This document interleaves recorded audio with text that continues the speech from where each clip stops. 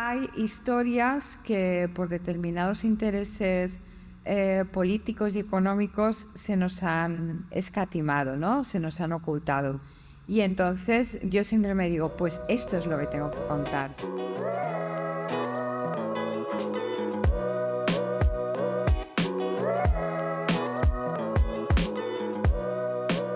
Bon dia, avui ens trobem en un nou capítol de Les Aules Espai Cultural Podcast. Avui tenim amb nosaltres a Rosario Raro. Rosario és professora de la Universitat Jaume I i doctora en Filologia Hispànica. Avui havia de presentar el seu últim llibre, El cielo sobre Canfranc. Ella és una escriptora de Segorb i em consta que no és la primera volta que visites Canfranc, no? En este caso, escribir y publicar El cielo sobre Canfranc no estaba previsto, porque, claro, en el 2015 publiqué mi novela anterior ambientada allí, pero esta novela la empecé el 14 de marzo del 2020, que es una fecha que todos sabemos, ¿no? Lo que a partir de ese momento vino, y pensé que necesitaba algo pues que me sirviera de entretenimiento, que me borrara las paredes, que hiciera que el tiempo se me pasara más rápido. Sí. Y me puse manos a la obra y entonces pues mentalmente me sentía en el Pirineo sin límite, en el horizonte, y la verdad es que cumplió su propósito. Luego el desafío era que cuando los lectores la tuvieran en sus manos pues también sintieran pues esa evasión, ¿no? Que había sido mi intención, que les conmoviera y que además pues les contara una historia no sabida. I bueno, en això estoy. Canfranc, malgrat ser un municipi amb tan sols 600 habitants i no aplega, clar, ha sigut protagonista de dos novel·les teues, a més d'articles, assajos. Clar, què té d'especial aquest lloc perquè la gent tingués interès, no?, per conèixer-lo? Claro, fue un enclave determinante en la Segunda Guerra Mundial. Yo siempre digo que era una mezcla entre Casablanca, ¿no? Todo lo que sucedía en el Café de Ric, pues con los salvoconductos, allí pasaba en la Fonda, que en mis novelas se llama de La Serena y en realidad se llama de Marraco. Y si a eso le sumamos pues historias similares a la lista de Schindler, es lo que pasaba, porque claro, la frontera es un elemento determinante, ¿no? Porque no solamente separaba dos países, sino incluso dos formas de ver la vida, y durante ese periodo tres, porque estaban los alemanes también, ¿no? Y claro, a mí me parece que es un lugar magnético, que en ese sentido parece que el dicho ese de que si las paredes hablaran, pues allí sí que hablan, ¿no? Y está pues lleno de historias y yo creo que es un filón pues para todos los formatos que tú has enumerado y que somos muchos, ¿no?, los que investigamos sobre este lugar, y yo creo que se trata también de una labor de rescate, ¿no?, de darle la relevancia histórica pues que tuvo. Encara no hem parlat molt de Canfranc, però no hem parlat de què tracta exactament o quina és la sinopsi de la teva última novel·la. Conta'ns un poc. Pues mira, yo tengo la costumbre de escribir sobre historias incómodas, ¿no? Lo de meter el dedo en la llaga es como que si hubiera así cierto mandato, por suerte difuso, ¿no? Porque no vivimos en una época de censuras en el sentido político, ¿no?, del franquismo, pero sí que hay historias que por determinados intereses políticos y económicos se nos han escatimado, ¿no?, se nos han ocultado. Y entonces yo siempre me digo, pues esto es lo que tengo que contar, y por eso siempre tienen un cariz social que yo ya creo que es marca de la Casa Raro, ¿no? Intento no tomar partido. Yo pongo todas las cartas, en este caso más que sobre la mesa, dentro del libro. Eso sí, después en la nota de autora me gusta explicar qué es realidad y qué es ficción, porque todas mis novelas están basadas en hechos reales y eso me facilita mucho la escritura, porque no tengo que tomar decisiones del tipo dónde la ambientaré, quién la protagonizará, qué sucederá. Y en este caso mi labor detectivesca consistió en que el pueblo de Canfranc se quemó el 24 de abril de 1944. Fue un incendio fortuito, no fue provocado, pero nunca resucitó del todo. Porque, claro, una cosa es Canfranc Estación, que es otro municipio que pertenecen o sea, otro núcleo de población, aunque pertenecen al mismo municipio, que lo había dicho al revés, muy cosmopolita, claro, mucha gente llegaba allí desde París, ¿no? Pero el pueblo de Canfranc, el pueblo viejo, el pueblo quemado, que le sigue llamando algunas personas, no tenía nada que ver. O sea, sí que es cierto que tenía muchísima relevancia histórica porque es el paso del camino aragonés, perdón, que lo he dicho al revés, el camino francés por Aragón. Y entonces, claro, pasaba por allí, ¿no? Después del Sopor hacia Jaca, pero ahí hubo un hecho que yo creo que merecía la pena contar, no yo, cualquier persona que hubiera tenido acceso a esa documentación, que es que se hizo una colecta para reconstruir Canfranc. Eran a través de un organismo que se llamaba Regiones Devastadas, y se obligó, porque entonces era todo por decreto, y además yo tengo el artículo del BOE donde salía, a todos los funcionarios civiles y militares a donar un día de su salario para esa reconstrucción. Se unieron muchos campesinos, muchos también obreros de las fábricas, ¿no? Porque, como decía Machado, pues lo mejor que tiene este país es su pueblo, ¿no? Que siempre son los que reaccionan ante las catástrofes y los que ayudan y colaboran. Un pueblo muy, muy solidario. Perquè, clar, aquesta estació, que és fotografiada, no? Ara parlarem de les rutes literàries que se fan en Canfranc, està completament abandonada? Hi ha algun tipus de servei ara mateix? En el 2013, como tú dices, estaba prácticamente en ruinas. Entonces pertenecía a Adif, y claro, que se hicieran un cargo de todo su patrimonio, pues es muy difícil, ¿no? Sobre todo por el coste económico de mantenerlo. La compró el gobierno de Aragón, y entonces hicieron una intervención de urgencia que consistió en sustituir la cubierta, porque había empezado ya a tener filtraciones, y claro, un edificio así pues es lo primero que luego produce que se asole, ¿no? Y claro, ahora, 10 años después, está irreconocible, está como recién inaugurada, porque toda la segunda planta y el vestíbulo lo ocupa un hotel, donde estaba el hotel original, el hotel internacional, pero todavía ampliado. Y bueno, yo estuve allí no hace mucho, y han respetado pues la estética de 1928, ¿no? Cuando se inauguró, el estilo Art Deco. Y bueno, pues no son viajeros, ¿no?, los que ahora cruzan por allí, pero al menos son huéspedes, y yo veo pues que han dotado de vida de nuevo el edificio, y que eso pues siempre está bien, ¿no?, frente a la ruïna ja amenazante.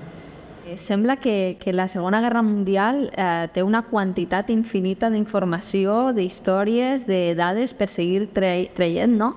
I se pregunta, clar, ja estarà tot, no? O sigui, ja s'haurà contat tot, i de sobte apareix una altra novel·la que demostra que no, que hi ha una altra història, un altre poble que encara no s'ha descobert, que també tenia relació amb això, no? Yo creo que eso que dices exactamente es muy sintomático, ¿no?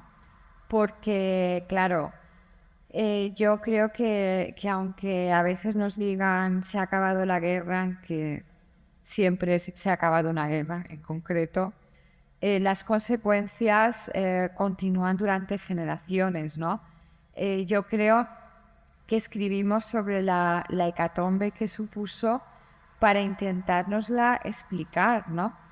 Porque yo creo que la condición humana, además de que ha habido otros genocidios, pero al menos en Occidente este ha supuesto un tajo, ¿no? Ha supuesto una herida, pues al advertir hasta dónde podían llegar los límites de la maldad, ¿no? Por ejemplo.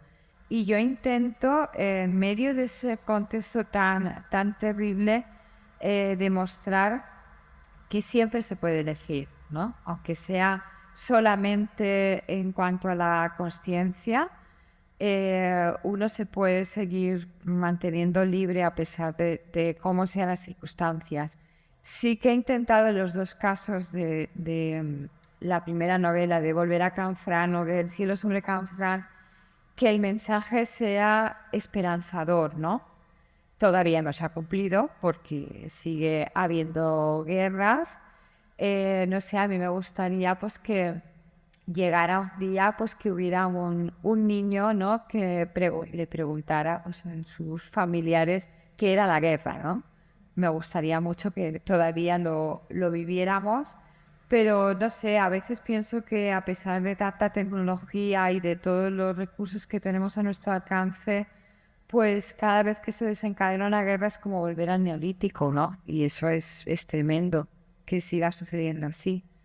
Crec que potser l'ésser humà té la impressió de qualsevol cosa que hagi passat no pot tornar a passar, no? És un poc aquesta sensació de no, com ha passat la Primera Guerra Mundial, no crec que passi una segona, hi ha una segona i segurament hi haurà una tercera, potser no ara, però igual en uns anys o igual estem vivint ja. Això és molt flexible, però clar, potser no aprenem, no? Potser n'hi ha coses que encara no. Sí, yo creo que tenemos como efecto looping, ¿no? En cuanto a civilización. Llegamos a un punto y luego hay una involución, ¿no? Es como el concepto este de los mayas del tiempo cíclico, de que el progreso no es ilimitado. A ver, yo creo que nunca hemos vivido mejor que vivimos ahora. Yo no soy nada nostálgica en ese sentido porque solamente hay que ver determinados índices, pues como la mortalidad infantil y cosas así de tremendas, pues para ver que estamos en el mejor tiempo posible, al menos aquí, ¿no? Pero no acabamos de ser lo que se espera de nosotros como especie, ¿no?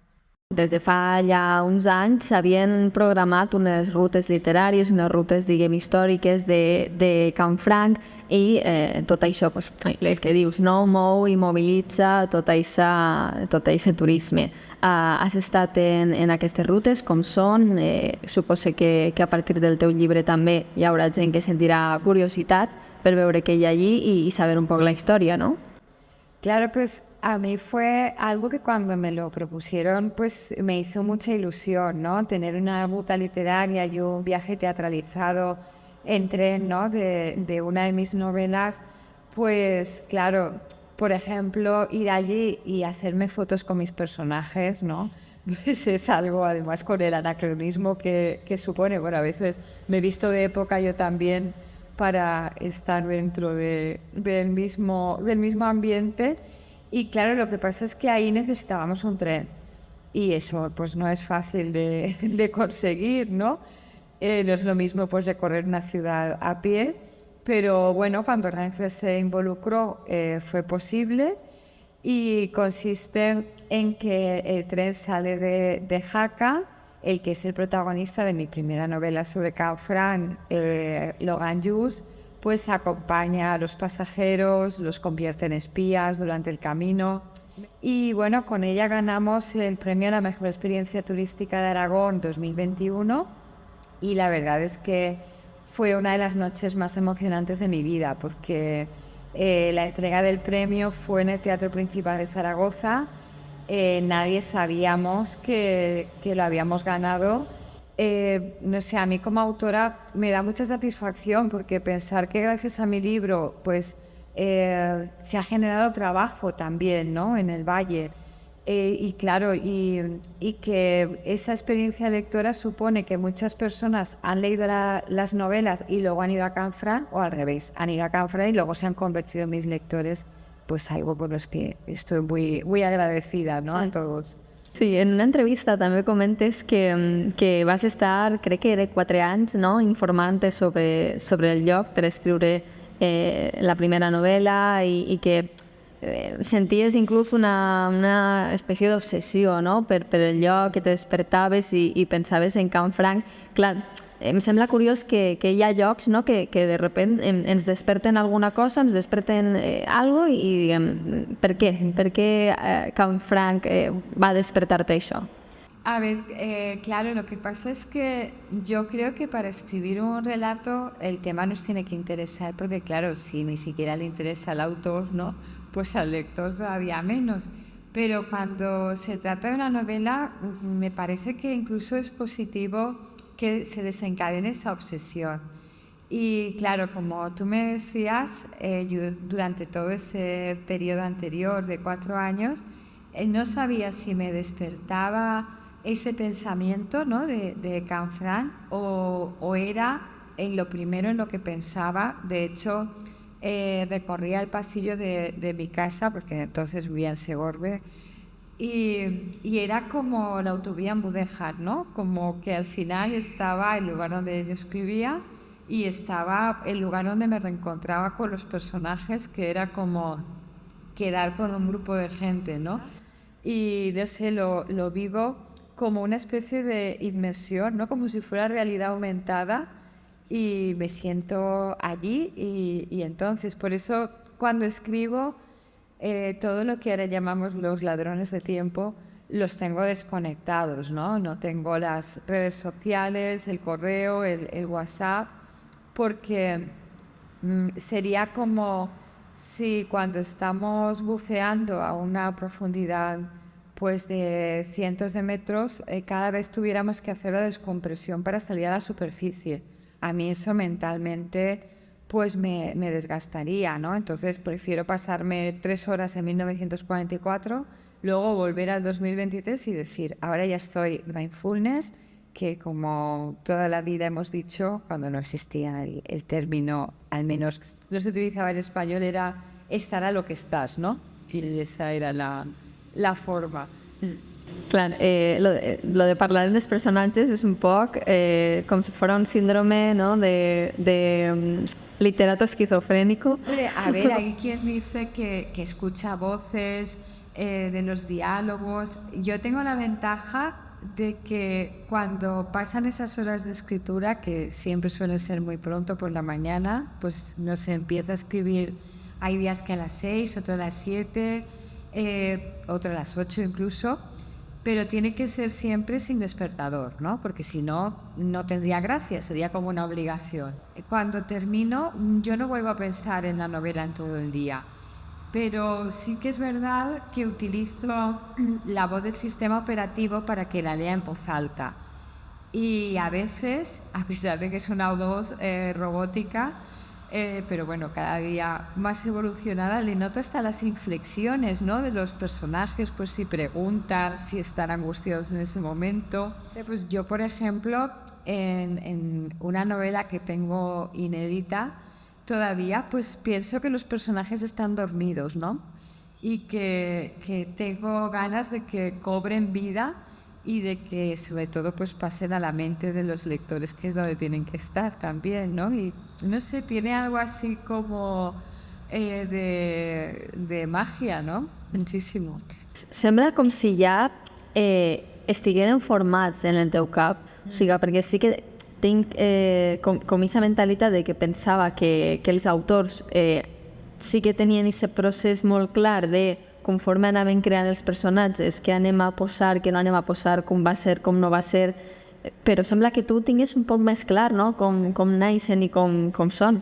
A ver, yo tengo un truco para eso y es que yo para cada personaje pienso en alguien real. Entonces, a veces son personas que conozco directamente, otras que ya me gustaría, pero no es el caso.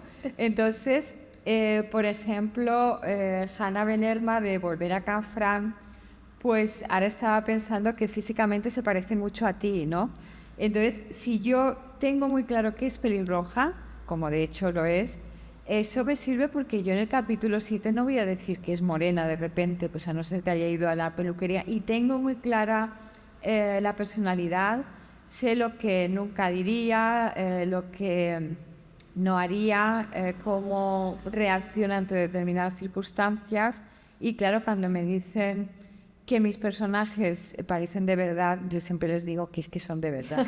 Que el mérito ahí no es mío, sino trasladarlos a esa obra, no? Potser és una pregunta ja més com a professora o com a doctora en filologia, perquè si tenim una història, diguem, que és ficció, o que la gent interpreta que és ficció, o que hi ha una gran part de la història de l'argument que és inventat o fictici, clar, fins a quin punt podem o no estirar aquests fets històrics? Perquè comentes en el teu llibre inclús els detalls del paisatge, el tipus d'avió que piloten, tot això suposa que li dona aquest context, no, de rigorositat, com has comentat. Fins a quin punt esteu tan obligats, no, a seguir aquesta rigorositat històrica? A ver, por una parte, claro, dentro de la documentación, la intención también es que el lector no sienta que le están contando una historia, sino que se sienta allí, ¿no? Entonces, yo lo que hago siempre también es viajar a los escenarios reales de mis novelas, una excusa como cualquier otra para viajar en general. O en el próximo libro está en Bali. Claro, sí. O en cualquier otro escenario así que coincide con nuestra idea del paraíso, ¿no? Y claro, y lo que pasa con estas cuestiones es que a mí me interesan mucho porque yo me puse a escribir novela, y creo que eso no es casual, después de que había escrito mi tesis doctoral, ¿no? Entonces, como tú decías, cuando tienes que hacer un trabajo de investigación académico, que cada frase tiene que estar referenciada, ¿no? Bien por una nota a pie de página en la que se remite, pues no sé, a una imagen, a un documento, pues a otro libro, necesitaba libertad. O sea, necesitaba pues que ser yo, ¿no?, la que decidiera lo que pasaba. Y entonces sí que es verdad que me viene muy bien esa comunicación directa con el lector a través del libro, pues en esa sección que te contaba, ¿no?, de la nota de autora, para remarcar exactamente cuáles han sido licencias y en qué otras partes pues se cumple a pie juntillas, ¿no?, lo que sucedió. Y yo creo que eso sí que hay que avisarlo siempre, ¿no? Porque como a mí no me gustan las historias en las que en la primera escena ya te imaginas todo lo que va a pasar, pues para llevar un poco también al lector de la mano, ¿no? En ese sentido. Sí, sí. Ara mateix també estàs realitzant formació en escriptura creativa. Clar, quins consells dones per a la gent que voldria escriure també ficció històrica? Pues mira, encargarme del aula de escritura de la UJI, la verdad es que es un sueño cumplido, ¿no? Porque cuando yo estudié filología, además hispánica, lo hice con la intención de aprender a escribir. Eso sí, aprendí a leer muchísimo, pero hasta que no me especialicé en este ámbito, pues esa cuestión práctica o técnica me faltaba, ¿no? Gracias a la Universidad de aquí de Castellón, pues es posible que tengamos la que en estos momentos es la escuela de escritores más grande de España, ¿no? Porque han pasado por las aulas pues más de 700 alumnos ya, porque además de estar en el campus del RIPSEC, estamos también en la sede del Camp de Morvedre, en el puerto de Sagunto, y claro, y han salido pues más de 70 autores, ¿no?, y autoras que han publicado su propia novela. Yo el consejo que siempre les doy es que no tenga prisa. O sea, decía Caballero Bonal que las prisas son la carcoma de la literatura. Yo estoy muy convencida de eso, porque yo intento que con los alumnos del aula de escritura de la UJI no suceda lo que he visto tantas veces por ahí, y es que ha sido libros publicados en estado embrionario, ¿no? Y eso da mucha lástima porque piensas todo el trabajo que hay detrás, pero que con unas cuantas horas más hubiera sido redondo. Si es una autoedición, pues le han faltado los filtros, porque a mí me parece que en estos momentos pues tenemos muchas posibilidades a nuestro alcance, pero siempre tiene que haber detrás un trabajo profesional. O sea, es decir, aunque el autor sea doctor en filología o catedrático de literatura, ese libro siempre tiene que pasar una buena corrección de un profesional. I clar, com a professora d'escriptura i al mateix temps escriptora, suposo que segueixes una línia, segueixes un estil. Clar, fins a quin punt estàs, diguem, aconsellant sobre el teu estil, si pots treure la ment d'ahir o no, com funciona aquesta també dualitat? Lo que sucede en mi caso es que yo tengo cierta facilidad para disociarme, no sé si eso es bueno o malo, pero yo separo muchísimo quién soy yo como escritora y quién soy como profesora de escritura creativa, ¿no? Porque para mí el éxito de un taller de escritura de este tipo radica, además de, bueno, el palmarés, ¿no? Porque yo estoy muy orgullosa de los cientos de premios que han ganado mis alumnos, y yo sé lo que supone para ellos, ¿no? De estímulo. Entonces, para mí un taller de escritura es mejor cuanto menos se parece el estilo de los participantes al de la persona que lo dirige. Porque no se trata de que yo valore si un alumno o una alumna mía tiene talento porque se parezca a mí, porque eso sería muy infantil, sería tremendo. Y te puedo asegurar que he conocido casos de que cuanto más se parecían al profesor, pues mejor considerados estaban. Y a mí me parece un error, porque yo creo que lo mejor que tenemos cada uno es nuestro punto de vista, nuestro estilo. Eso es intransferible, no es intercambiable, y es lo que realmente hay que potenciar, ¿no? Y que esa persona tenga una voz propia, tenga una voz única, y que no tenga nada que ver con la de los demás, y por supuesto con quien sea el profesor o profesora en este caso. En una entrevista em va agradar molt perquè comentes que encara havent estat 30 anys sense publicar la teua primera novel·la com a tal, no tenies aquesta sensació de fracàs, no? Era com, vale, no m'han acceptat, però he publicat o he guanyat aquest premi de X relat. I també en una conferència que vas fer en la UJI poses en projecció un relat, un mini relat que vas escriure, crec que quan tenies 10 anys. Sí. Jo crec que és una senyal molt bona també per la gent que diu als 25 hauria d'haver fet això, als 30 hauria d'haver fet això, i és com esa pressió, ¿no? Que tu dius, bueno, pues estàs aprenent, ¿no? Sí. A ver, yo no sé si es por mi naturaleza optimista, pero yo creo que las cosas suceden cuando toca. Que algunas cosas no salen bien porque tienen que salir mejor. Entonces, solamente con la perspectiva del tiempo, y a ti te habrá pasado también, le encontramos significado a determinadas cuestiones que en un momento determinado, pues claro, lo que tú has contado para mí fue mi particular travesía por el desierto, porque yo, claro, me sentía un poco como la voz que clamaba en el desierto, ¿no? Valga la repetición paisajística, porque yo no dejaba de escribir. Pues ese relato que nombraba se titula Mi viaje en una nube. Lo de llamarlo relato igual queda así un poco grande, pero el caso es que yo era muy pequeña cuando lo escribí. Gané un premio comarcal con él, del Alto Palancia, ¿no? Y eso ya fue como el detonante.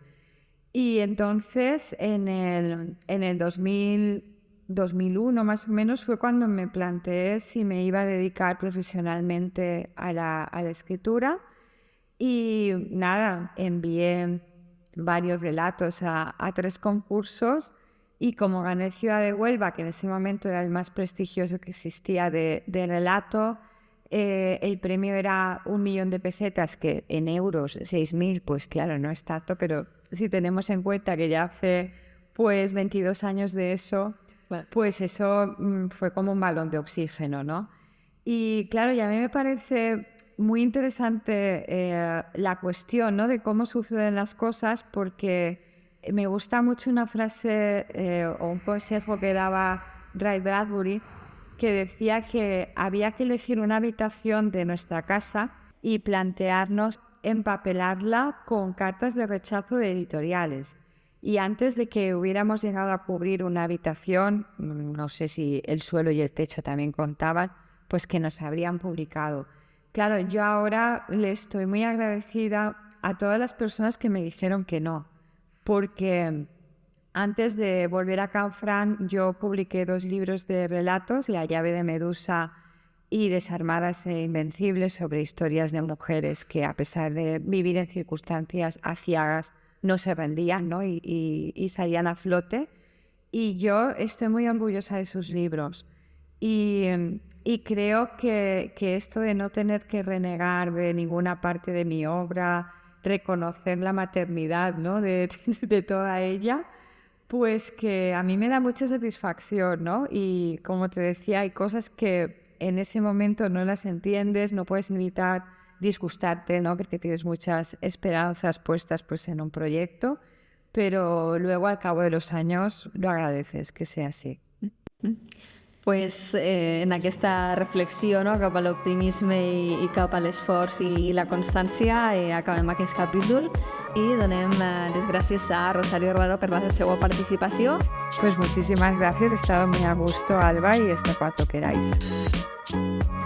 I res, us esperem en els pròxims capítols del podcast cultural Les Aules.